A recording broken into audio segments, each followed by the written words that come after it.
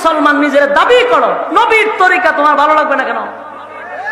Islamic আইন তোমার ভালো লাগবে না কেন? তুমি না মুসলমান?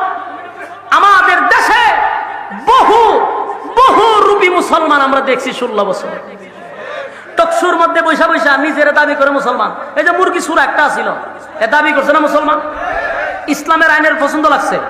300 পার্লামেন্টের সদস্য এর কয়েকটা ছাড়া কিছু ভালো ছিল, বাকি সবগুলা ছিল মুরতাদ, নাস্তিক, বেঈমান ছিল। আপনি যদি বলেন এদেরকে বেঈমান কেন বললেন, আমি 100 প্রমাণ আপনার সামনে দাঁড় করাবো। প্রমাণ নেবেন? 1 নাম্বার প্রমাণ হলো বাংলাদেশ 96% মুসলমানের দেশ। এই দেশে নবীর বিরুদ্ধে কথা বললে তার বিচার হয় না, শেখ মুজিবুরের বিরুদ্ধে কথা বললে বিচার হয়। 300 পার্লামেন্টের সদস্য সেদিন কোথায় ছিল? ব্লগাররা যখন আমার নবীর বিরুদ্ধে কলম ধরলো, একটারও কোনো বাংলাদেশের ট্রাইব্যুনালে শাস্তি হয় নাই। শাস্তি হয়েছে বঙ্গবন্ধুর বিরুদ্ধে কথা বললে। আলেমরা যখন নবীর ইজ্জত রক্ষার্থে রাজপথে নামছে, পাখির মতো গুলি করে মারছে, কিন্তু নবীর বেজ্জতি করছে যে তারে মারে নাই, প্রতিবাদ যে করছে তারে মারছে। এতে কি বোঝা যায় এরা মুসলমান? এরা শুধু পুতুল ছিল, রিমোট চাপ্ত ভারত থেকে। কথা কি বুঝতেছেন? এরা ছিল কথা হয় না, এরা কি ছিল? এরা ছিল পুতুল, ওখান থেকে রিমোট টিপত। সম্মানিত শুধু এই বাংলাদেশ 96% মুসলমানের দেশ। মানুষ নামাজ পড়ে না ঠিক, রোজা রাখে না ঠিক, নিয়ম মত আল্লাহর হুকুম পালন করতে পারে না ঠিক, কিন্তু নবীর বিরুদ্ধে কথা বললে তাদের কলিজায় ব্যথা লাগে। এটা আপনাদের বুঝতে হবে। নতুন করে যারা ক্ষমতায় আসতে চান তাদেরকে উদ্দেশ্য করে বলছি, দাদা বাবুরে খুশি করে বাংলাদেশে থাকতে পারবেন না, এটা আপনাদের মাথায় রাখতে হবে। নবীর বিরুদ্ধে কথা বলবে, বিচার করলে দাদা বাবু বেজার হবে, এই নিয়তে গদিত বসলে থাকতে পারবেন না। কারণ এখানে বাংলাদেশের মানুষ ধর্মপ্রিয় মানুষ, এরা নবীর বিরুদ্ধে কথা বললে কোনোদিন সহ্য করতে পারে না, জীবন দিতে মানুষ প্রস্তুত। সম্মানিত শুধু এই মুনাফিক মারা গেছে, উমরকে দেওয়া হয়েছে হত্যা মামলা। আল্লাহ কয় ফালা ওয়া রাব্বিকা, আপনার রবের কসম, উমর কোন নির্দোষ মানুষকে মারে নাই। সে যদি নিজেরে বলতো যে আমি একজন ইহুদি, সে যদি নিজেরে বলতো আমি একজন এই খ্রিস্টান, সে যদি বলতো আমি একজন মূর্তি পূজারী, নবীর বিচার পছন্দ হয়েছে না, এটা মাইনা নেওয়া যায়। কথা হয় না? একজন হিন্দু লোক, একজন খ্রিস্টান লোক, একজন ইহুদি লোক, আমার নবীর বিচার পছন্দ হবে না তার কাছে, এটাই স্বাভাবিক। কিন্তু তুমি নিজের মুসলমান দাবি করে নবীর তরিকা তোমার পছন্দ হয় না, আল্লাহর হুকুম তোমার ভালো লাগে না, তুমি কোন ধরনের মুসলমান? মুরগি সুরার মতো মুসলমান। কথা হয় না? এরা মুরগি সুরের মতো মুসলমান। এই দেশে তাকে নিজের নাম রাখছে, কি নাম? মুরগি সুরা তো এর উপাধি, শাহরিয়ার কবির সুরা। মুষ্টি মুসনা দিয়ে ঠাইনা তুলে লাগান দিত। এটা মুস আছিল মুরগের পিছনটার মতো, এটি ঠাইনা তুলে লাগান দরকার আছিল। হে যেই পরিমাণ আলেমদেরকে বেজ্জতি করছে টকশুতে, সে যেইভাবে আলেমদেরকে তিরস্কার কথা বলছে, এ বলছিল কি ব্যাঙের ছাতার মতো মাদ্রাসা হয়ে গেছে। ব্যাঙের ছাতার মতো মাদ্রাসা আছে, তুই কো তোরা তো নাই। মাদ্রাসা থাকবে, আলেমরা থাকবে, এই জমিনের নেতৃত্ব আলেমরাই দিবে। মুরগি সুরার দলেরা তোদের বাত নাই, কিন্তু আলেমরা আগেও ছিল, এখনো আছে, কিয়ামত পর্যন্ত থাকবে। কারণ এদেশের কোন আলেম আজ পর্যন্ত সরকারের একটা টাকাও লুটপাট করে নাই। এদেশের কোন আলেম দুর্নীতি করে নাই, টাকা পাচার করে নাই। এরপরও 16 বছরে আলেমদের চেয়ে নির্যাতিত বাংলাদেশের কোন নেতা নেত্রী হইতে পারে নাই। সবচেয়ে বেশি নির্যাতিত আলেম রয়েছে বাংলাদেশে। আলেমদেরকে মাইনাস করে দেশে কোনো ক্ষমতায় আসা যাবে না, কারণ এদেশে আলেমদের অবদান বেশি। সবচেয়ে বেশি আয়না করে আলেমরা ছিল, সবচেয়ে নির্যাতিত আলেমরা ছিল। আলেমরে মাইনাস করবা কিভাবে? সম্মানিত শুধু আমি এটাই বলবো, একজন খ্রিস্টানের কাছে নবীর বিচার পছন্দ হইতে পারে না, এটা স্বাভাবিক। একজন ইহুদির কাছে নবীর বিচার পছন্দ হয় না, এটাই স্বাভাবিক। কিন্তু নিজের মুসলমান দাবি করে আল্লাহর আইন নবীর তরিকা আপনার পছন্দ হয় না, বুঝা গেল স্পষ্ট মুনাফিক। কথা বল, স্পষ্ট। এই জন্য উমর মুনাফিকরা হত্যা করছে। মুনাফিক হলো সমাজের ভাইরাস, ভাইরাসকে হত্যা করছে। উমর কোনো অপরাধ করে নাই, কারণ সে উমরের সামনে দাঁড়ায় হয় নবী বিচার করছে, আমার পছন্দ হয়েছে না, এটা কোনো মুমিন সহ্য করতে পারবে না। তাই উমর একটা দিয়ে শেষ করে দিয়েছে যে ভাইরাস দূর হোক। আল্লাহ নিজে উকিল, নবী নিজে বিচারক। উমর অপরাধীর কাছের থেকে সমস্ত বেকসুর খালাস, পবিত্র। এখন আপনি একটু বুঝে নেন যে উমর কোন তবকার সাহাবী যে আল্লাহ নিজে উকিল হয়। আর কি কোনো কিছু বোঝার দরকার আছে? আল্লাহ সবাইকে প্রকৃতপক্ষে ইমানদার হিসাবে আল্লাহর হুকুম নবীর তরিকা অনুযায়ী বাকি জিন্দেগি যেন চালাইতে পারি, সেই তৌফিক দান করে সকলে বলে আমিন। সবাই দুরূদ শরীফ পড়েন, আল্লাহুম্মা সাল্লি আলা মুহাম্মাদিন ওয়া আলা। মুনাজাত করবেন, কইছেন হাত তুলেন, হাত তুলেন, হাত তুলেন না তাড়াতাড়ি। ওয়াদা কিন্তু শেষ, মুনাজাত হাত তুলেন। বলে আমরা সবাই মুনাজাত করতেছি ইনশাআল্লাহ। এমন একটা প্রতিজ্ঞা করাইতাম নি, হাত তুলেন, বিসমিল্লাহ করেন, হাত তুলেন, বিসমিল্লাহ করেন। পকেটে হাত ঢুকান, পকেটে হাত ঢুকান, ঢুকান, যা আছে বাইর করেন, যা আছে বাইর করেন। কিছু না দিয়া যাইতেন কাকে? মাহফিলও বই আওয়াজ শুনছেন, প্যান্ডেল লাগাইছে, লাইটিং করছে, মাদ্রাসা একটা গরিব মাদ্রাসা। আপনারা যতটুক পারেন আপনারা এই পকেটে দিয়ে দেয়। ছাত্ররা যাও তাড়াতাড়ি, তারা একজনও খালি হাতে যাবেন না। এই দান করলে অ্যাক্সিডেন্ট থেকে আল্লাহ বাঁচায় দেয়, দান করলে ক্যান্সার থেকে বাঁচায় দেয়। দুরূদ শরীফ পড়েন, আল্লাহুম্মা সাল্লি আলা। সাউন্ড লড়াইয়েন না, ঠিক আছে? ধরেন না, পড়েন, দুরূদ শরীফ পড়েন, আল্লাহুম্মা সাল্লি আলা মুহাম্মাদিন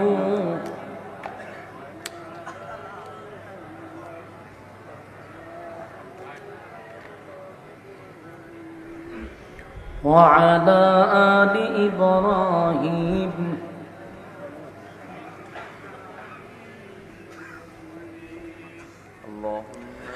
اللهم بارك على محمد وعلى آل محمد كما باركت على إبراهيم وعلى آل إبراهيم إنك حميد مجيد. मेरा दिल तलब रहा है, मेरे जलने रहा है सीना,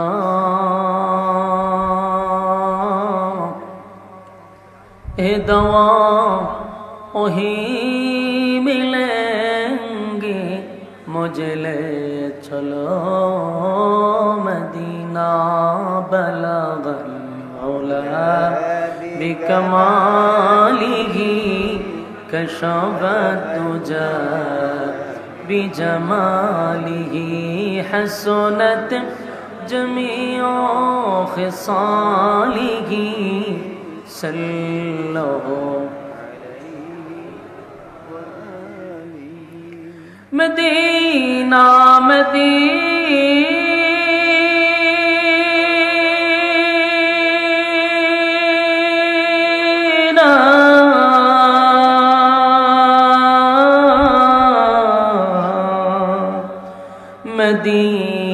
मदीना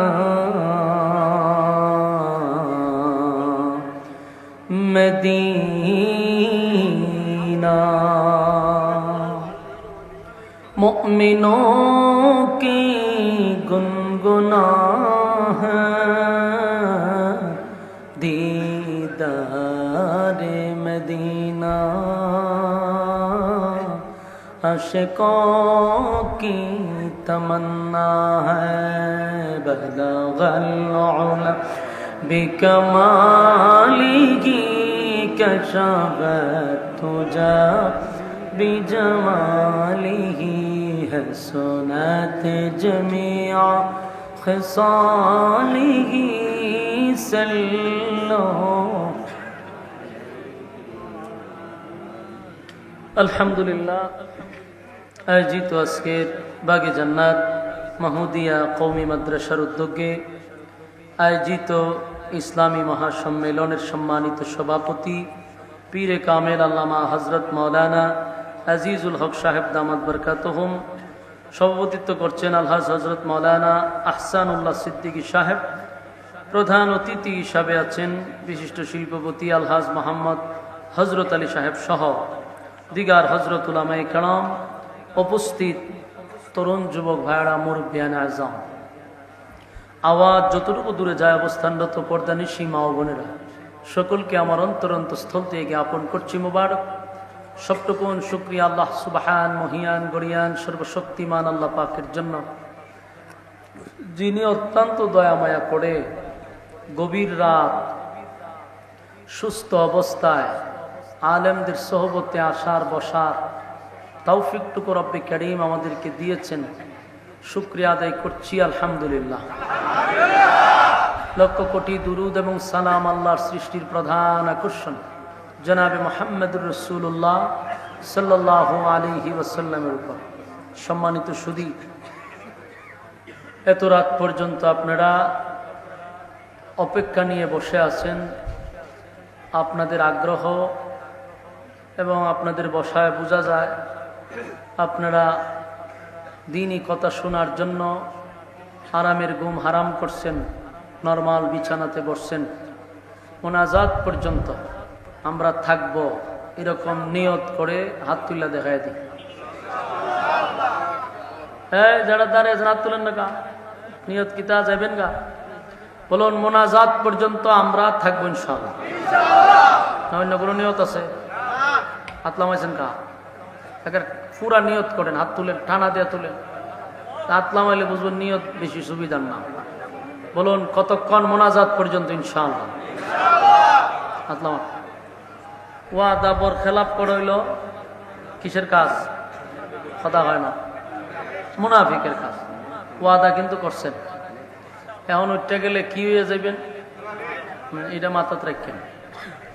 এই জন্য আপনারা বুঝে শুনে উঠতেন। ইনশাআল্লাহ মোনাজাত পর্যন্ত থাকবেন, এই নিয়ত করে বসছেন। রাত অনেক, এরপর আপনাদের আগ্রহ। আল্লাহ রাব্বুল আলামিন যেন আমাদেরকে মোনাজাত পর্যন্ত ইখলাসের সাথে কথাগুলি শ্রবণ করার তৌফিক দান করে, আমিন। অত্যন্ত গুরুত্বপূর্ণ একটা মজলিসে বসছেন। রাস্তাঘাটের দোকানপাটে যে সমস্ত ভাইয়েরা অনর্থক সময় নষ্ট করতেছেন, মেহেরবানি করে আমরা চলে আসি। আর জায়গাও আপনাদের কম, ওখানে অনেক মানুষ দাঁড়ায় আছে, জায়গা খুবই শর্ট। আর রাস্তাঘাটে যারা আছেন আমরা সময় নষ্ট না করি। যতক্ষণ প্যান্ডেলটার ভিতরে থাকব গুনাহ না হওয়াটাই সম্ভব। প্যান্ডেলের বাহিরে গেলে গুনাহ হওয়াটা সম্ভব। তাই গুনাহমুক্ত পরিবেশে আসি। আর আল্লাহ রাসূল বলেন নাযালাত আলাইহিমুস সাকিনা, যতক্ষণ দ্বীনি মজলিসে থাকবা ততক্ষণ উপর থেকে সাকিনা রহমত নাজিল হয়। এই জন্য আমরা যেন এই রহমত থেকে বঞ্চিত না হই, প্যান্ডেলে চলে আসি। সম্মানিত সুধী, যেহেতু রাত বেশি, লম্বা ভূমিকা দিয়ে সময় নষ্ট না করে আমরা সরাসরি আলোচনায় ঢুকে যাই ইনশাআল্লাহ। আমি আপনাদের সামনে সূরা নিসা 65 নম্বর আয়াত তেলাওয়াত করছি। এই আয়াতটা কেন নাজিল হলো, নাজিলের কারণটা কি ছিল, এই বিষয়ে আমরা আগে জানার চেষ্টা করব ইনশাআল্লাহ। মূলত কেন নাজিল হলো, একটা ঘটনা ঘটছে, ঘটনারে কেন্দ্র করে এর সমাধানের জন্য আল্লাহ রাব্বুল আলামিন সূরা নিসার 65 নম্বর আয়াত নাজিল করছে। তাহলে ঘটনা পর্যন্ত আমরা মনোযোগ দিয়ে শোনার চেষ্টা করব ইনশাআল্লাহ। ঘটনা হলো, মদিনাতে এক ইহুদি ব্যক্তি এবং এক নামদারি মুসলমান ব্যক্তি, দুইজনের মধ্যে একটা ঝগড়া লাগছে। ঝগড়া যে লাগছে একটা পণ্য নিয়ে, মনে করেন একটা জিনিস, একটা বোতল ধরেন, এটা নিয়ে লাগছে। ইহুদি কয় এটা তার, মুসলমান ব্যক্তি কয় এটা আমার। দুইজনের মধ্যে ঝগড়া সারা রাত দিন করলেও শেষ হইব? কারণ একজনে কয় এটা আমার, এক হয় আমার, কেউ তো কারো দিতেছে না। আমার আমার করে এক বিকেল ঝগড়া করছে, কেউ আর নেয় না। একজন বলল যে আপনারা যে সারাদিন ঝগড়া করতেছেন, সেও দাবি করে এটা তার, আপনিও দাবি করেন আপনার, এটা সমাধান কেমন হইব? একজন বিচারকের মাধ্যমে, এটা সুষ্ঠু তদন্তের মাধ্যমে বিচার হওয়া দরকার। দুই ব্যক্তিকে কথা তো সত্য, তাহলে একটা বিচারের মাধ্যমে আমরা রায় পাবো এটা আসলেই কার। তখন দেশের প্রেসিডেন্ট ছিল রাসূল আরবি সাল্লাল্লাহু আলাইহি সাল্লাম। রাসূল কি ছিল? দেশের প্রেসিডেন্ট। যে আপনারা জানেননি, আমরা তো খালি ওয়াজ শুনি, নবী গরিব ছিল, নবীর পেটে ভাত তোরা ছিল, ইতুই ওয়াজ করি আমরা। কিন্তু নবী যে দেশের প্রেসিডেন্ট ছিল, এই ওয়াজ আমাদের দেশের মৌলবীরা খুব কম করে।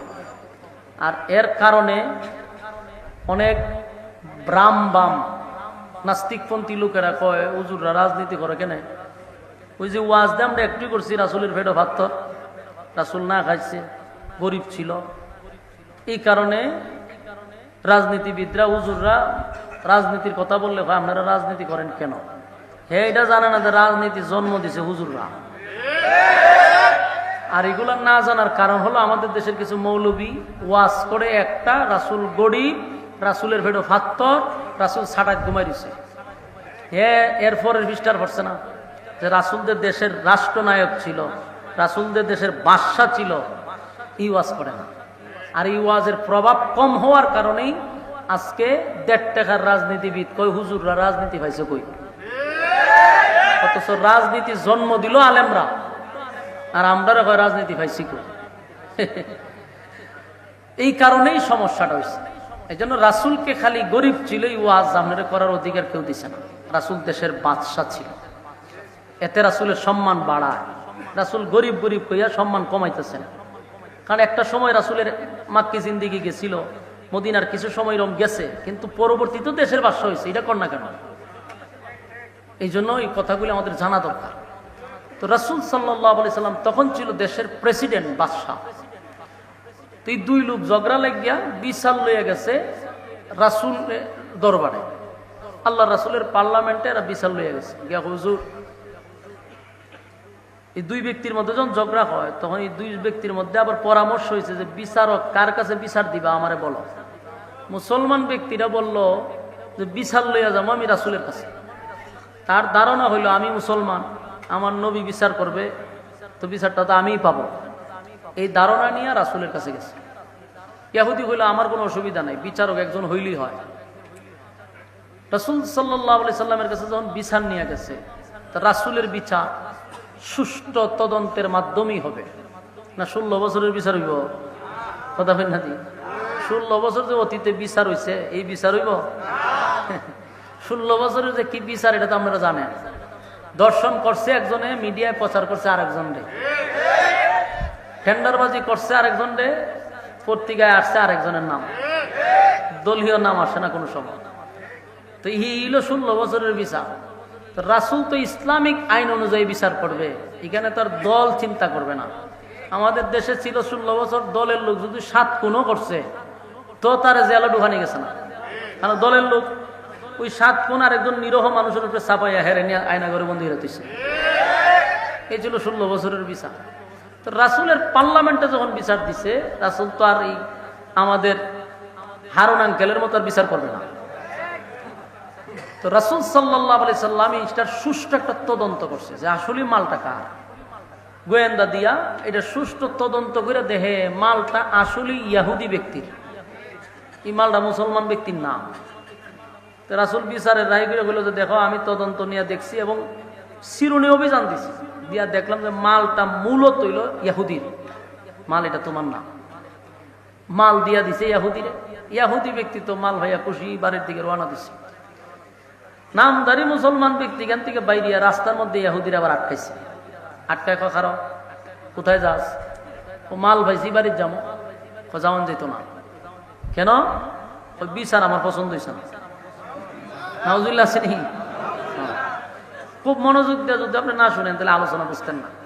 আর গিচ্ছা কাহিনী যদি শুনতে চান তাহলে মনোযোগ লাগে না। কাল্পনিক গল্প শুনতে গেলে কি লাগে না? মনোযোগ লাগে না। কিন্তু আপনি যদি কিছু কোরআন থেকে কথা শুনতে চান অবশ্যই আপনাকে মনোযোগ দিতে হবে। এই পয়েন্টগুলো একটু মনে রাখবেন। হ্যাঁ, নিজের দাবি করে কি মুসলমান, বলুন নিজের দাবি করে কি, কিন্তু রাসূল বিচার করে দিছে কি কয় পছন্দ হয়েছে না, এই কথাটা ইয়াদ রাখবেন। তো ইহুদিরে কয় যে শুন, বিচার আমার পছন্দ হয়েছে না, আমি এটা সানি বিচার লইয়া যাবো আরেক জায়গায়। ইহুদি কয় বেটা তুই নিজে একজন মুসলমান দাবি করস, তোর নবী বিচার করে দিল, রায় ফাইলাম আমি, তুই মাঝ রাস্তা তাইয়া কস বিচার তোর পছন্দ হয়েছে না, তোরে তো আমার সন্দেহ লাগতেছে। ইহুদি বুঝতে পারছে যে তুই 2 নাম্বার, তুই 1 নাম্বার না। তোর নবী বিচার করলো, তুই নিজেরে দাবি করস মুসলমান, আবার তুই কস বিচার পছন্দ হয়েছে না। মুসলমান ব্যক্তি কয় শুনো, বিচার আমার পছন্দ হয়েছে না, আমি এটার পুনরায় বিচার আরেক জায়গায় লয়ে যাবো। ইয়াহুদি চিন্তা হলে এর লগে ঝগড়া করে আমি পারতাম না। তখন এরা জিগায়, তখন তুই বিচার কার কাছে লয়ে যাবে? আমি বিচার জায়গা মতো লিয়ে যাবো, হয়তো আমি উমরের কাছে লয়ে যাবো বিচারটা। ইয়াহুদির ব্যক্তির ধারণ হইল মাল যেহেতু এটা আমার, বিচার যেই করুক মালটা আমি পাবো। আর ইয়াহুদির আকীদা হইল যে আমি নিজে একজন ইয়াহুদি, আল্লাহ বিশ্বাস করি না, মুসলমানের আল্লাহ আমি বিশ্বাস করি না, তার রাসূলটা আমি বিশ্বাস করি না, তবে আমার ইয়াকিন আর বিশ্বাস হলো মুসলমানের বিচারটা হয় সঠিক। সুবহানাল্লাহ। এটা ইহুদি বুঝতে পারছে যে মুসলমানের বিচার কি হয়, সঠিক বিচার। বলে তো ঠিক আছে, তুই যেখানে যে বিচারকে তোর পছন্দ হয় আমি এই বিচারকের কাছেই যাব। এই দুই ব্যক্তি গেছে উমরের কাছে বিচার লই। উমর নরম না গরম? বালা জাগাত গেছে, উমরের কাছে গেছে বিচার লই। হুজুর আমরা একটা বিচার লইয়া আসলাম, এই মাল লইয়া দুইজনে ঝগড়া, এক ওইটা হের আমি কই আমার, আমরা বিচার করে দিন। ইয়াহুদি কয় হুজুর আমার কথা আছে, বিচার তো আপনি করবে, তবে আমার একটা কথা আছে। কথা হইল এই বিচারটা এর আগে কিন্তু আপনার নবী কইরা দিছে। আমরা আপনি যে বিচারণ করবে এই বিচার আপনার নবী মুহাম্মদুর রাসূলুল্লাহ সাল্লাল্লাহু আলাইহি ওয়াসাল্লাম উনি বিচার কইরা রায় আমারে দিছে, কিন্তু আপনার মুসলমান ব্যক্তিটা কয় নবীর বিচার বলে পছন্দ হইছে না, এর লিগে হেসানি বিচার আপনার কাছে লই আসছে। উমরের জিগায় কিরে ঘটনা সত্য? জি হুজুর সত্য। রাসূলের বিচার পছন্দ হইছে না? না, আমার বিচার তোর পছন্দ হইব। জি ঠিক আছে, তাহলে তুই দাঁড়া, আমি আই। আমার বিচার যেহেতু তোর পছন্দ হইব তুই খারাপ থাকিস, লড়িস না। উমর ঘরের ভিতর থেকে একটা তরবারি লইছে, দাঁড়ালো তরবারি লইয়ার সামনে খাড়িছে, খারিয়া কয় তুই নিজের দাবি করস মুসলমান, আমার নবী বিচার কইরা দিছে, তোর বিচার পছন্দ হইছে না, তুই সানি বিচারের লেগে আবার জায়গা পাইছ তো উমরের কাছে আইসস, তা আমি বিচার করে দিলে তোর পছন্দ হইব? জি কইলে নে, আমার বিচারটা হইল তোর বডির থেকে মাথাটা আলাদা করে দেওয়া। কইই উনি একটা সেট মারছে, একবারে মাথাটা 10 হাত দুনিয়া ফলাইছে। আল্লাহু আকবার বাড়ি দিয়ে কইবে এটা হলো উমরের বিচার। কার বিচার? এ জায়গা মতো গেছে, আর জায়গা মানুষ হয়েছে না। উমরে হয় আমার রাসূলের বিচার পছন্দ হয়েছে না, তুই আমার কাছে আমার বিচার হলে তোর মাথা ফেলাই দেওয়া। একটা কূপ দিছে, জায়গাত মাথা ফেলাই দিচ্ছে। শেষ না ঘটনা, কিন্তু ঘটনা শেষ হয়েছে না, ঘটনা শুরু হয়েছে। মাথা যখন সেট দিয়া ফেলাই দিল, ইহুদি সব বনাস আজরাইলের দ্বারে দিয়ে আমি আইছি, হে কাঁপতাছে তরতর করে, আল্লাহ আমারে খুব মারে। আর উমরে তো শয়তানও ডরাইতো। উমরে কে ডরাইতো? শয়তানও ডরাইছে। উমর যেই রাস্তা দিয়ে গেছে শয়তান ভুলে ওই রাস্তাতে গেছে না, অথচ শয়তান কারোর সাথে বাদ নাই যে যারা ধোঁকা দিছে না, সাহাবীরারও ধোঁকা দিছে, কিন্তু উমরের কাছে দাঁড়ো গেছে না। শয়তানে যারা ডরায় চিন্তা করছেন নি? ইহুদি কাঁপতে কাঁপতে হের ফসরাব বাড়ি গেছে। উমর রাদিয়াল্লাহু তাআলা কয় তুই কাঁপস কেন? হে বাটপারি করছে, এর শেষ করছে, তোর কোনো দোষ নাই, নে মাল তোর, এটা যা। ইহুদি মাল ভাইয়া খুশি, আর কখন বালা কাম হইছে, এর বলে বিচার পছন্দ হয়েছে না, হন এরা সাইজ করছে, এটা পছন্দ হয়েছে।